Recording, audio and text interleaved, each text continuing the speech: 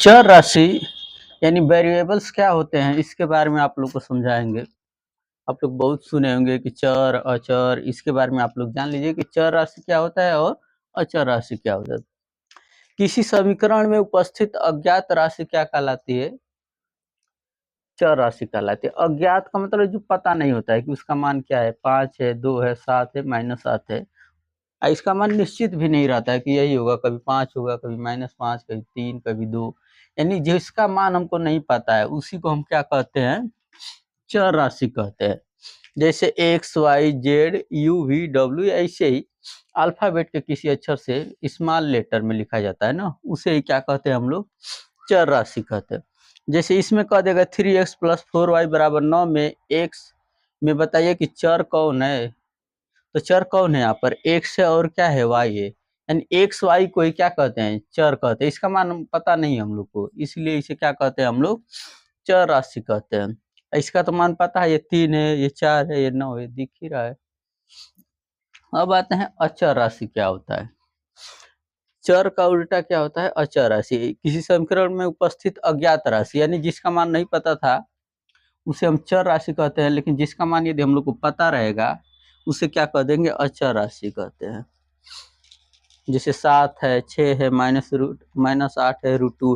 चाहे इसी में सवाल में पूछ दे कि बताइए कि इसमें अचर कौन है, तो कौन है?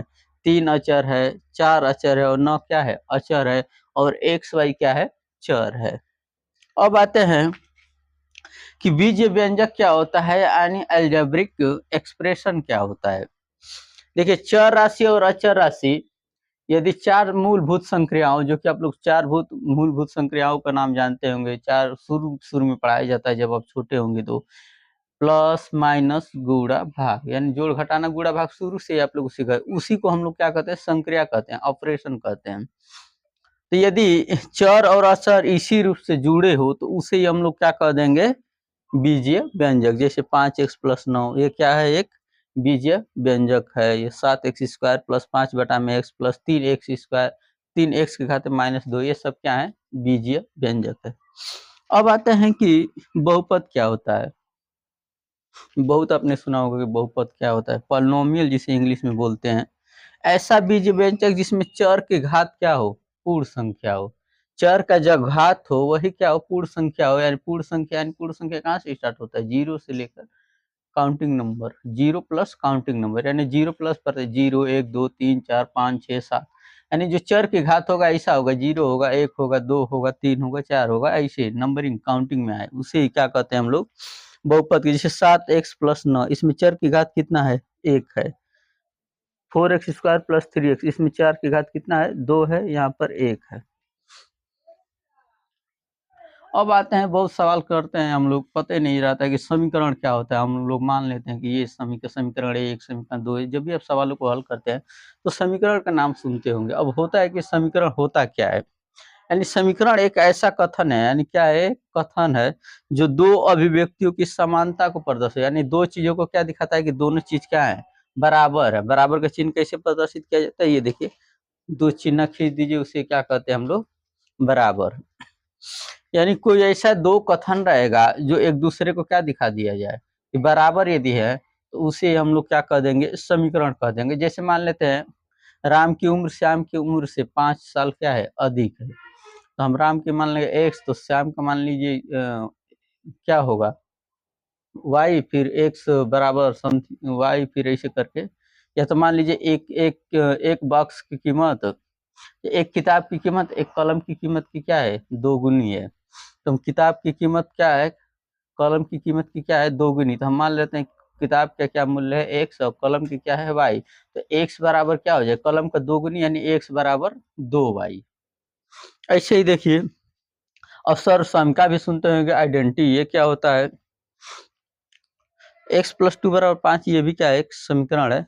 x + 2 = 5, यानी ये दिखा रहा है कि दो चीज आपस में क्या है? बराबर हैं। यानी x का एक कौन सा मान रखेंगे कि 5 हो जाए, ये चीज का क्या कर रहा है बताएगा आपको। तो 3 रख दीजिए, तो 3 + 2 बराबर क्या हो जाएगा? 5। यानी x का मान 3, यानी यदि इधर ये वाला लेफ्ट हैंड साइड यदि राइट हैंड साइड का क्या हो जाए? बराबर हो जाए, तो उसे हम लोग क्या कह देंगे? समीकरण कह देंगे। अब ये सवाल है कि तब सर्वस्वामी क्या क्या होता है? ऐसा समीकरण यानी सर्वसमिका भी क्या है, एक समीकरण है जो सभी चरों के मानों के लिए क्या होता है, सत्य होता है। समीकरण कुछ मानों के लिए सत्य हो, जैसे इस समीकरण में केवल हम 3 ही मान रखेंगे तभी ये समीकरण सत्य होगा। x की जगह 3 रखेंगे तभी 3 + 2 = 5 होगा, ये समीकरण होगा। लेकिन x की जगह यदि हम 4 रख दें, 4 + 2 = 5, क्या 6 4 + 2 यानी 6 6 5 के बराबर है? नहीं है, तो ये समीकरण नहीं हो। अब ऐसा है कि सर्वसमिका तब क्या होता है, यानी ऐसा समीकरण जो अपने सभी चरों के मानों के लिए क्या होता है, सत्य होता है। ये समीकरण तो है ही, लेकिन इस पर सभी उसके चर का मान रखिए, उस सब पर क्या आएगा, सत्य आएगा, यानी बराबर ही आएगा। उसे ही हम लोग क्या कहते हैं, सर्वसमिका। आप लोग जितने फार्मूले देखते हैं सब क्या है, सर्वसमिका ही होते हैं। जैसे a + b का होल स्क्वायर बराबर a² + b² + 2ab, यानी a का मान कुछ भी रखिए, मान लेते a का मान 2 रख दिए, b का मान 3 रख दिए, तो क्या हो जाएगा, 2 + 3 का होल स्क्वायर बराबर इसमें 2, a की जगह 2, b की जगह 3 रखिए तो हमेशा क्या आएगा, बराबर। इसके अतिरिक्त कोई भी मान रख दीजिए, a की या b की, कुछ भी, a का 0, b का 1, कुछ भी, a का 3, b का 2, ऐसे करके कुछ भी मान रखिए, ये बराबर ही आएगा। यानी सर्वसमिका ऐसा समीकरण होता है जो सभी चरों के मानों के लिए सत्य होता है, इसलिए इसे क्या कहते हैं हम लोग, सर्वसमिका कहते हैं या आइडेंटिटी कहते हैं।